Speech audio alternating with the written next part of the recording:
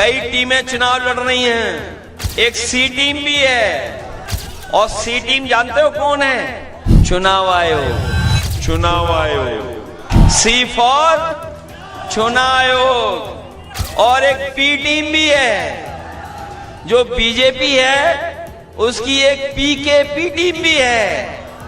आज जब मैं आपके बीच में आया हूं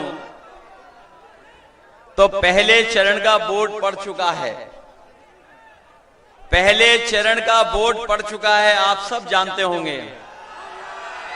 और यहां पर जितने लोग मौजूद हैं, ये सब लोग दूसरे चरण में वोट डालने जा रहे हैं। जो खबरें मिली थी, जो शुरुआती दौर में जब वोट पड़ना शुरू हुआ, थोड़ा बहुत सरकार के लोग, जो उनकी आदत है वोट चोरी की, जो उनकी आदत है हमें आपको परेशान करने की, लेकिन मैं बधाई देना चाहता हूं अपने लाइन 10 वाले साथियों का कि तमाम रुकावटों के बाद भी यहां के मतदाताओं ने वोट डाल करके एक संदेश भेजने का काम किया है। चुनाव आधी सीट पे हुआ है, चुनाव आधी सीट पे हुआ है, लेकिन फैसला पूरा आ गया है। बताओ, बिहार में महागठबंधन की हवा चल रही है कि नहीं चल रही है? याद रखना, जब सरकार बदलेगी तब बिहार बदलेगा। और इस बार नौजवान, नई उम्र के, नई सोच के, बिहार को नया बनाने वाले और आगे बढ़ा करके ले जाने वाले नौजवान साथी तेजस्वी मुख्यमंत्री बनने जा रहे हैं। ये तो सबको पता लग गया होगा। इसलिए मंच पर उपस्थित हमारी आपकी प्रत्याशी अनीता देवी जी और दूसरे हमारे महागठबंधन के प्रत्याशी जो काराकाट की विधानसभा से लड़ रहे हैं, अरुण सिंह जी, मंच पर उपस्थित रामचंद्र जी, अजय सिंह यादव जी, जनार्दन सिंह जी, मन्ना खां साहब, शिव कल्याण भारद्वाज जी से लेकर के बड़ी संख्या में यहां पर उपस्थित सभी महागठबंधन के नेता और चुनावी जनसभा में उपस्थित बड़ी संख्या में हमारे बुजुर्ग और बड़े जोश और उत्साह के साथ आए हुए हमारे नौजवान साथी पत्रकार बंधुओं, ये जोश बता रहा है कि इस बार बिहार में परिवर्तन होने जा रहा है, बदलाव होने जा रहा है। ये बदलाव का चुनाव है, ये बदलाव का चुनाव है। बदलाव का इसलिए चुनाव है कि बिहार के लोगों ने मन बना लिया है, बिहार के लोग मन बना चुके हैं कि इस बार 20 साल बिहार की सरकार का और 10 साल दिल्ली की सरकार का हिसाब किताब पूरा लेना है। बताओ, 30 साल का हिसाब किताब लेना है आपको। ये 20 साल का चुनाव नहीं है, ये 30 साल का हिसाब किताब लेने वाला चुनाव है। वो लोग जो दिल्ली से आ रहे हैं, लखनऊ से और यहां से, उनकी बातें आपको याद होंगी, ये उनकी बातें याद होंगी आपको। मैं अपने साथियों से कहूंगा, अभी जोश बचा के रखो, अभी जोश बचा के रखो। बताओ, कितने दिन के लिए आपको जोश बचा के रखना है? कितने दिन के लिए जोश बचाना है? अरे आज ही जोश खत्म कर दोगे क्या? इसलिए अपना जोश बचा के रखिए। जब 11 तारीख को वोट डालोगे आप लोग, तब आपकी सरकार बनने जा रही है। और इस सरकार बनाना क्यों है? क्योंकि इन्होंने झूठ बोला है। हमारे किसान भाइयों से कहा था कि आय दोगुनी होगी। किसान भाइयों की किसी की आय दोगुनी नहीं हुई। जो पैदावार हुई धान की या किसी फसल की, हमारे किसानों को ये कीमत भी नहीं दे पाए। यहां पर गांव के जुड़े हुए हैं सभी नौजवान, इतनी मेहनत कर करके खेती बाड़ी होती है, उसके बावजूद भी सरकार आपकी मदद नहीं कर पा रही है। न केवल ये फसल की कीमत में हमें धोखा दे रहे हैं, बल्कि बताओ खाद भी नहीं मिल पा रही है, डीएपी नहीं मिल पा रही है। और हम तो उत्तर प्रदेश से आए हैं, हमारे जो एकरंगी मुख्यमंत्री हैं, एकरंगी, वो बोरी में चोरी कर रहे हैं। वहां पर बोरी में चोरी हो रही है। वहां पर 10 किलो की चोरी करते हैं बीजेपी के लोग। बिहार में है चोरी के नहीं चोरी बोरी में। न केवल खाद में ये बेईमानी कर रहे हैं, बल्कि बताओ हर चीज महंगी कर दी है।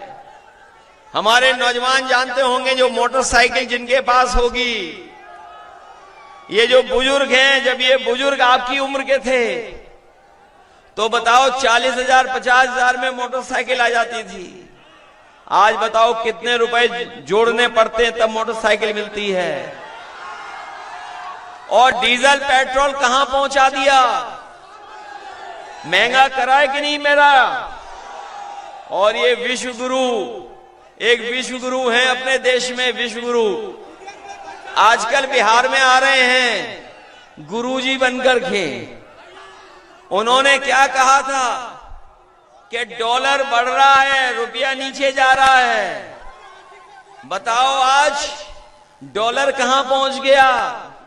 2014 में 60 रुपए में एक डॉलर मिल जाता था, अब 90 रुपए में डॉलर मिल रहा है। और जो हमारे खाने पीने का सरसों का तेल कहां पहुंचा दिया? बताओ कितने रुपए लीटर है महंगा हो गया कि नहीं महंगा? और हमारा आपका सबसे पसंदी बिस्किट का पैकेट पार्ले जी, बताओ कितना छोटा हो गया? कितना छोटा हो गया? बताइए, बीजेपी वालों ने ये पार्ले जी का बिस्किट पैकेट छोटा कर दिया कि नहीं कर दिया? महंगाई बढ़ा रहे हैं। और न केवल महंगाई बढ़ा रहे हैं, बल्कि हमारे नौजवान जानते होंगे, जो इस देश की सेवा करना चाहते थे, वर्दी पहन करके सीमा की रक्षा करने वाले नौजवान अपने खेतों पे भाग करके मेहनत कर करके फौज में जाना चाहते थे। इन बीजेपी के लोगों ने फौज की नौकरी को भी रोक दिया। 4 साल की नौकरी कर दी, आधी अधूरी नौकरी। इसलिए नौजवानों, अगर आप पक्की नौकरी करना चाहते हो, पक्की वर्दी, तो भारतीय जनता पार्टी के खिलाफ वोट डालने का काम करना।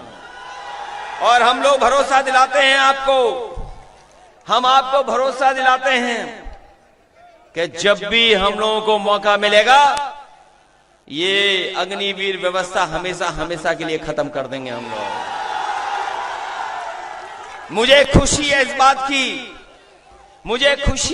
की कि तेजस्वी जी ने तय किया है कि हर गरीब परिवार के एक नौजवान को नौकरी देने का काम करेंगे। न केवल नौकरी देंगे, बल्कि हमारे नौजवानों को सम्मान का जीवन और रोजगार मिल जाए, वैसी व्यवस्था बिहार में बनाने का काम करेंगे। और जब नौकरी का वादा कर दिया, तो ये बीजेपी वाले कहते हैं, पूछते नौकरी आएगी कहां से? ये बीजेपी वालों को तो ये पूछना ही था, क्योंकि इनके बीजेपी वालों के एजेंडे में कभी नौकरी नहीं रही। बताओ 10 साल में कोई नौकरी दी इन्होंने? तो बीजेपी के एजेंडे में नौकरी नहीं हो रही। और जब तेजस्वी नौकरी देने लगे थे, जब बीजेपी वालों को पता लगा कि तेजस्वी जी नौकरी दे रहे हैं, नौकरी मिलने लगी है, इन्होंने साजिश करके षड्यंत्र करके सरकार गिरा दी। जानते हो सरकार क्यों गिराई? कारण जानते हो? कारण था कि पूरे देश में प्रचार हो गया था कि तेजस्वी और बिहार में नौकरी मिलने लगी है, और यही नौकरी मिलने लगती तो पूरे देश का नौजवान बीजेपी से भी नौकरी मांगता। इसलिए उन्होंने षड्यंत्र करके साजिश करके बीच में ही सरकार गिरवा दी, और साजिश करके षड्यंत्र करके अपनी सरकार बना ली। भाजपा वाले बिहार के दुश्मन हैं, ये बात जान गए कि नहीं जान गए? और बिहार के लोगों ने, बिहार की सम्मानित जनता ने, बिहार के समझदार लोगों ने कभी भी भारतीय जनता पार्टी को सरकार बनाने का मौका नहीं दिया। इन्होंने लाख कोशिश की, लेकिन हमारी सूझबूझ से यहां की जनता ने फैसला लिया और कभी भारतीय जनता पार्टी की यहां पर सरकार नहीं बनने दी।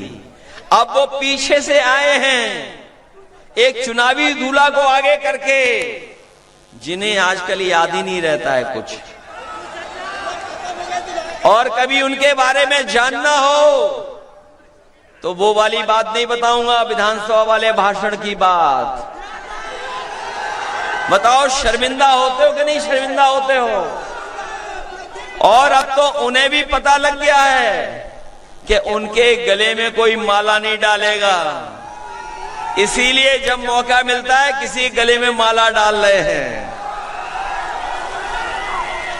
और जो पहले चरण का वोट पड़ा है, ये अंदर ही अंदर तीर चला रहे हैं। आपको मैं बता दूंगा, आपको अंदर ही अंदर एक दूसरे के खिलाफ तीर चला रहे हैं। और तीर इसलिए चला रहे हैं क्योंकि बीजेपी के लोग चाहते हैं कि वो सरकार बना ले हैं, लेकिन सरकार बीजेपी की बनने नहीं जा रही है। सरकार किसी की बनने जा रही है? अब की बार बीजेपी बाहर। तेजस्वी सरकार तो है ही है, लेकिन अब की बार बीजेपी बाहर। और नौजवानों का, युवाओं का पलायन नहीं होगा, इस बार भारतीय जनता पार्टी के लोगों का पलायन होने जा रहा है। पलायन कराओगे इनका आप लोग। और जो लोग बीजेपी के से मिलकर के धोखा देना चाहते हैं, बिहार की जनता ने कभी भी सांप्रदायिक लोगों की राजनीति को आगे नहीं आने दिया, कभी सांप्रदायिक लोगों को कामयाब नहीं होने दिया। इसी बिहार ने एक बार बीजेपी का रथ रोका था, इसी बिहार ने एक बार बीजेपी का रथ रोका था। और इस बार बिहार के नौजवान और बुजुर्ग मिलकर के फिर उनका रथ रोकने जा रहे हैं।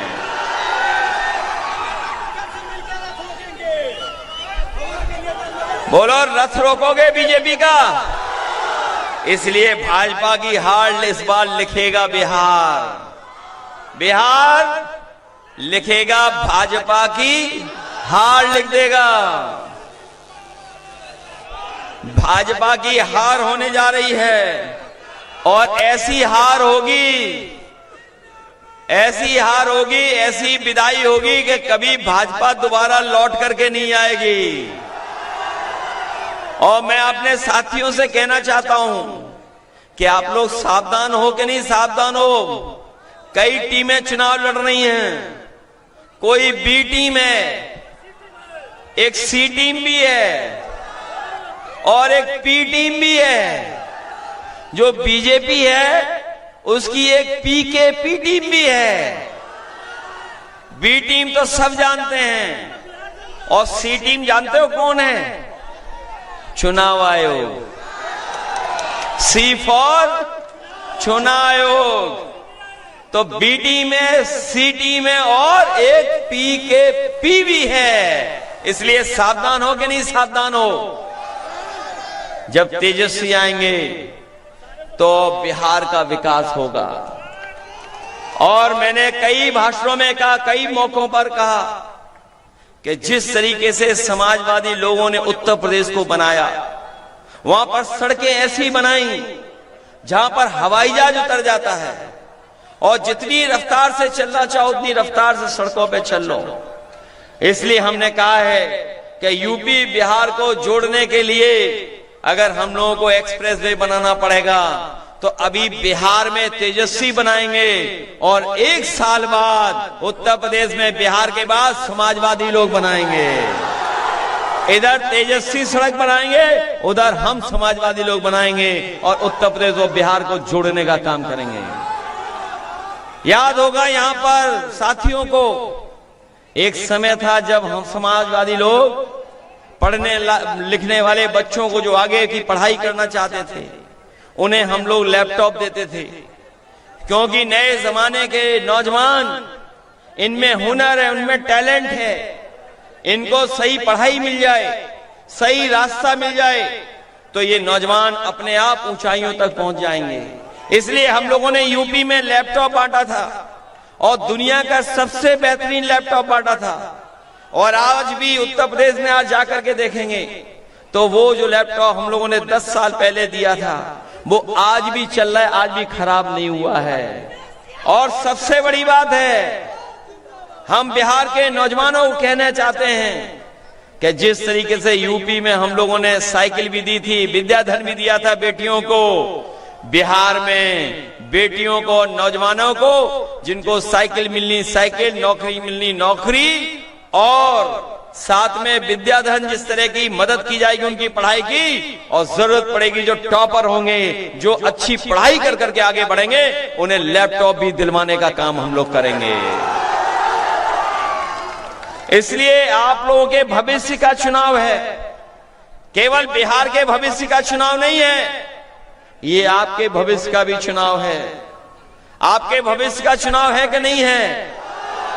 इसलिए आपको अपने भविष्य को बनाने के लिए भी तेजस्वी जैसे नौजवान को आगे बढ़ाना पड़ेगा। आगे बढ़ाइए तेजस्वी को, और इसलिए बढ़ाइए क्योंकि जो नए नौजवान होते हैं वो पॉजिटिव सोच रखते हैं, वो सकारात्मक सोच रखते हैं, वो नई सोच के साथ काम करते हैं, उनका नजरिया खुला होता है, वो अपनापन रखते हैं, वो प्रगतिशील होते हैं। नए नौजवान, नई पीढ़ी के लोग, उनका दायरा बड़ा होता है, सोच बड़ी होती है। और जो संकीर्ण दायरे के लोग होते हैं वही हमें आपके बीच में भेदभाव रखने का काम करते हैं। इसलिए नई पीढ़ी सबको साथ लेकर के चलना चाहती है। ये नई पीढ़ी का जो तरीका है काम करने का, वो सबको साथ लेकर के चलने का काम है। इसलिए साथियों, ये चुनाव केवल आपके भविष्य से जुड़ा हुआ तो है ही है, लेकिन साथ ही साथ देश की राजनीति से भी जुड़ा हुआ ये चुनाव है। इसलिए मदद करोगे आप लोग? मन बना लिया आप लोगों ने कि नहीं बनवा लिया? पूरा मन बना लिया आपने? लाइन 10 को भूलोगे तो नहीं? ये लाइन 10 ही है जो न्याय दिलाएगी। यही लाइन 10 ने आपको और आदरणीय लालू प्रसाद यादव जी ने सम्मान के साथ सर उठा करके जीने का मौका दिया, और आपके सम्मान पे कभी ठेस आई होगी तो वो आगे खड़े हो गए होंगे। ये अगर काम किसी ने किया है तो आदरणीय लालू प्रसाद यादव जी ने करके दिखाया है। इस लाइन 10 को तो नहीं भूलोगे आप लोग। ये बीजेपी वाले ना समझ हैं, कहते लाइन 10 पुराने जमाने की है। उन्हें बता दो, उन्हें बता दो, वो भी लाओ लाइन 10। ये तेल से जलने वाली है और ये सूरज की रोशनी से जलने वाली है। बोलो बदलाव आया कि नहीं आया बदलाव? ये नई पीढ़ी की है, लाइन 10 की नहीं है। ये कहां से चार्ज होती है? होती है चार्ज की नहीं होती है? और जब चार्ज होती है तो जलती है कि नहीं जलती है? इसलिए ये पुराने जमाने का नहीं है, ये नई पीढ़ी का, नए जमाने का साथ लेकर के चलने का चुनाव है। इसलिए नौजवान तेजस्वी को मुख्यमंत्री बनाइए। इसीलिए हम लोग आपसे अपील करने आए हैं। पहले इस चरण में संदेश चला गया कि महागठबंधन की सरकार बनने वाली है। दूसरे